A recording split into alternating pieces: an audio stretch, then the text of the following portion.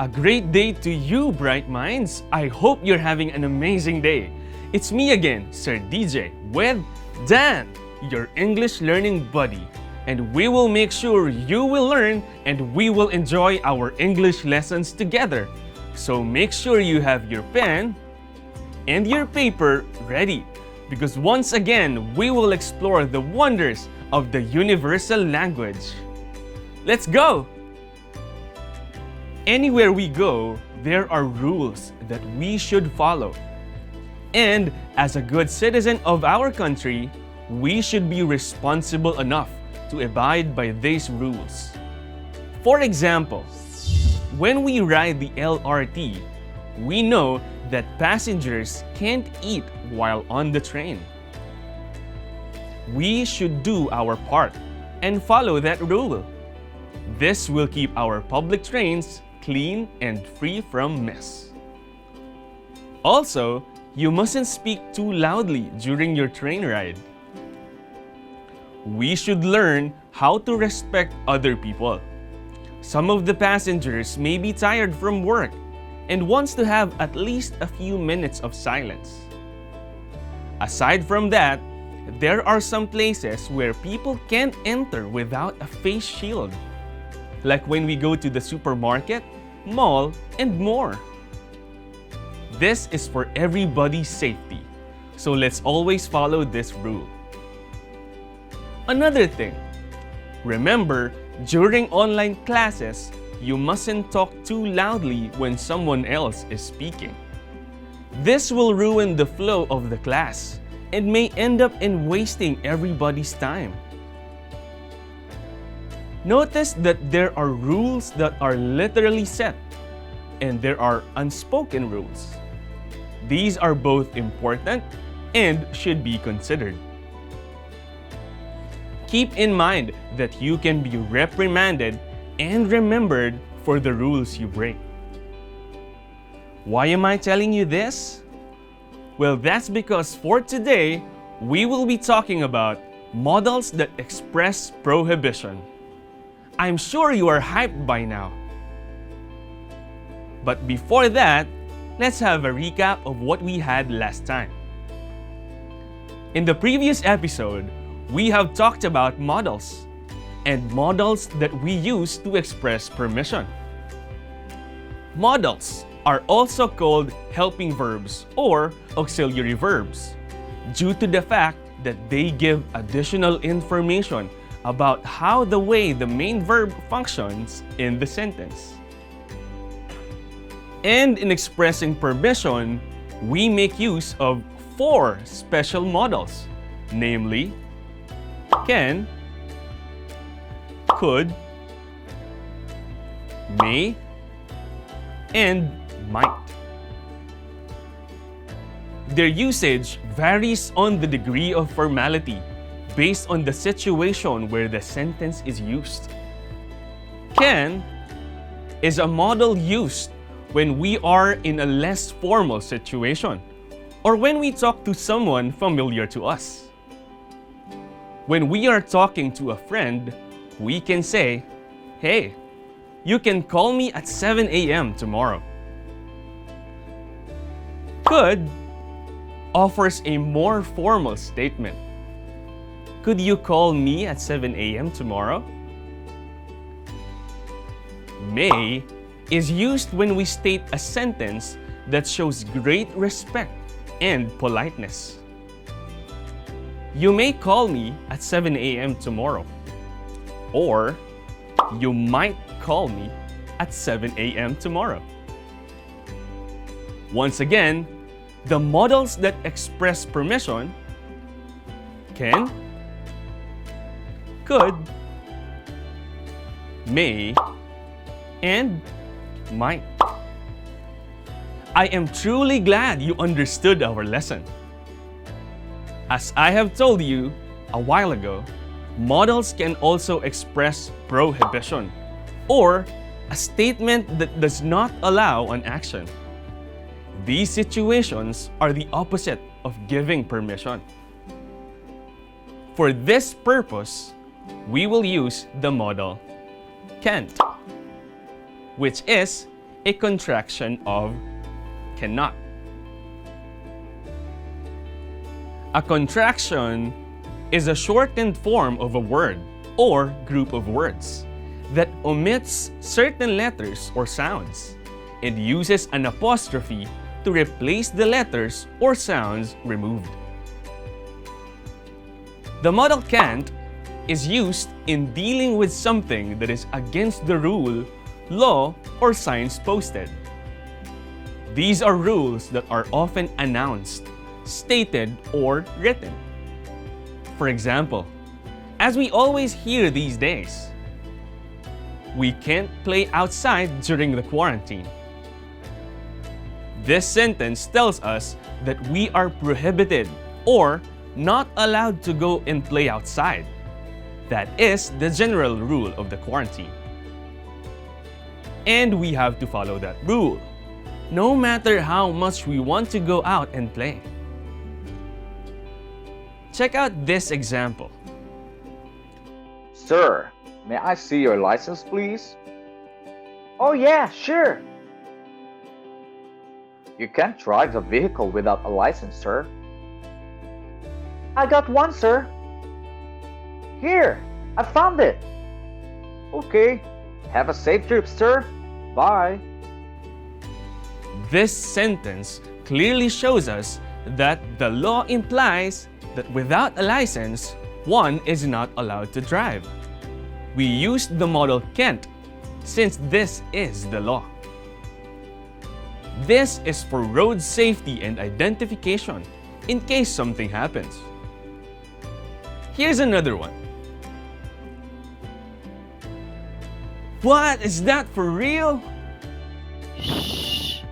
You can't be too loud in a library. Oh, I'm terribly sorry, ma'am. Library etiquette is very important. It is a general rule that people stay quiet in the library so we won't distract people who are studying. Therefore, we use can't in this sentence. On the other hand, the modal mustn't or must not also deals with something that is not allowed, but this time, it is the speaker who sets the rule. I'm home, Ma. Hey! You mustn't bring your shoes inside the house, young man. Oops, sorry, Mom. We Filipinos value cleanliness in our homes. In this sentence, the speaker, just like your mom, sets the rule of keeping shoes outside to keep our floors clean and sparkly. You must not stay up late at night. Go to bed. Okay, Mom. This sentence used must not, as the speaker sets a rule for somebody not to stay up too late at night. Not getting enough sleep is bad for your health. So when it's getting late, remember to put down that phone or whatever is keeping you up all night and go to bed, for you will be needing your strength to be active and productive the next day. Let's go to the next example. Okay, class, that's it for today. For your assignment, Yay! See you tomorrow, man! as I was saying, your assignment for next week is Woohoo! It's gonna be a fun weekend! That is just rude, right? What statement using mustn't should be said in this situation? You're right. You mustn't speak while the teacher is speaking. It is a rule set by the speaker himself. It is not a law, but this will show respect for the teacher or to anyone that could be speaking to a crowd. It could be you as well. Now, let's try to construct sentences expressing prohibition using can't and mustn't. I'll be showing you pictures and we will try to come up with a sentence that would best express what the image is trying to say. Don't worry, I'll try to help you with each one. Ready? Here is the first picture. We know that this is the no crossing sign, but let's try to come up with a sentence. Start your sentence with the word pedestrians. Should we use can't or mustn't? Are you ready for the sentence? Here we go.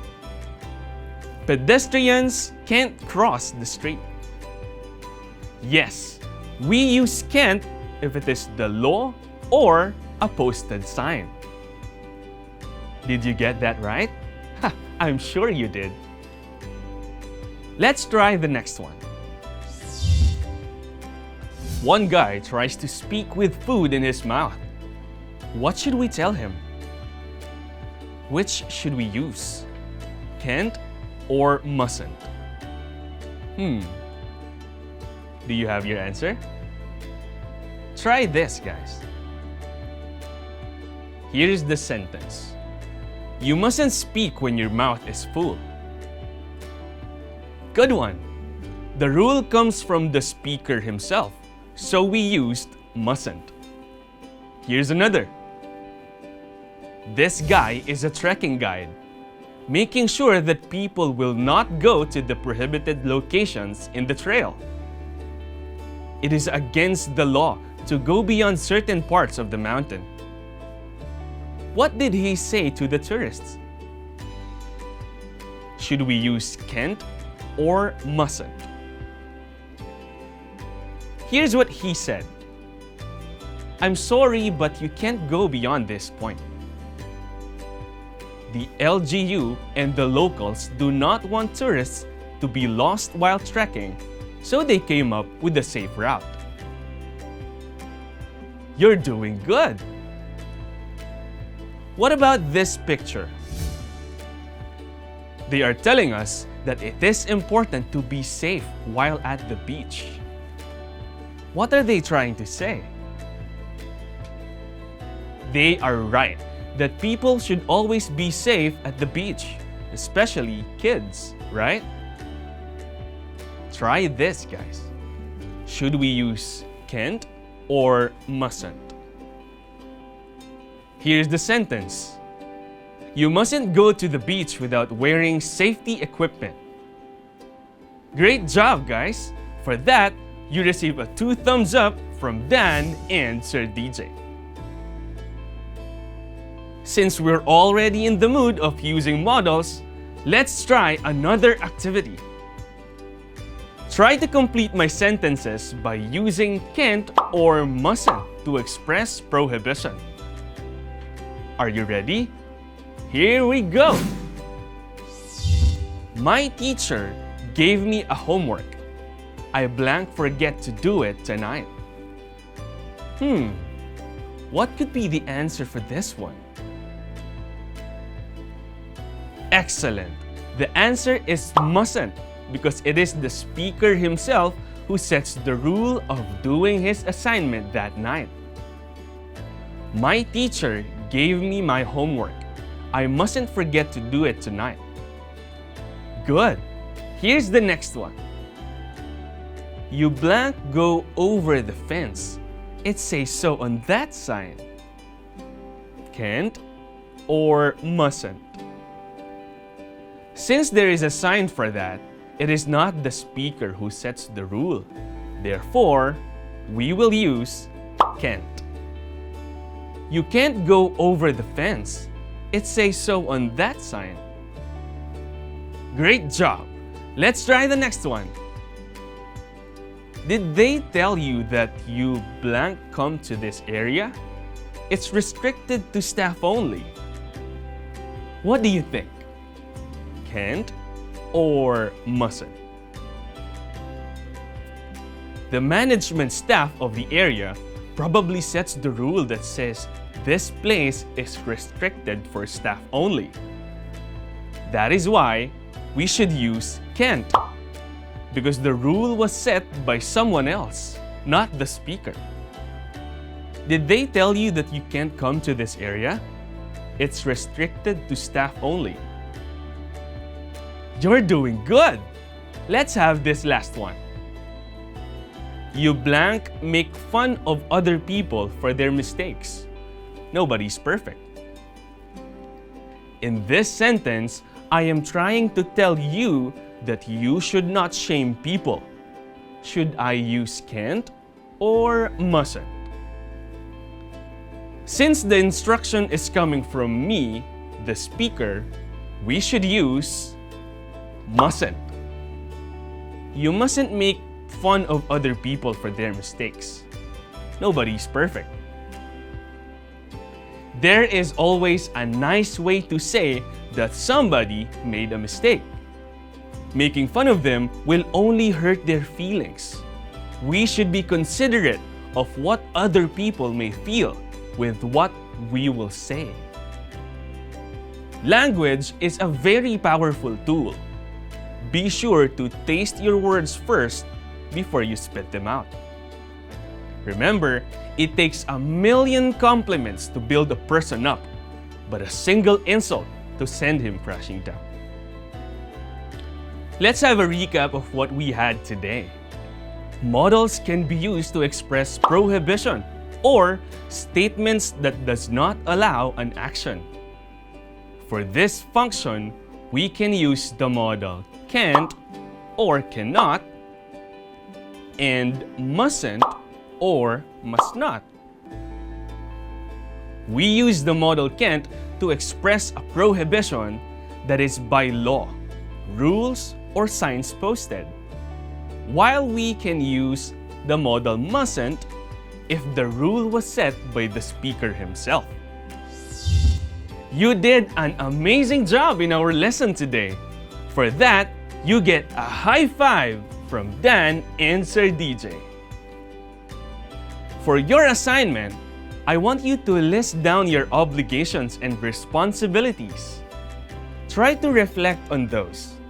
Are you doing them regularly? Let's try to talk about these in the next episode. And that ends our episode today. Time flies when you're having fun indeed. I hope you had an amazing time with us today. Your English learning buddy, Dan, and Sir Deejay. Stay tuned because in the next episode, we will be talking about the third function of modals, expressing obligation and no obligation. As we end our class, remember to never stop learning because life never stops teaching. See you in the next one. Bye!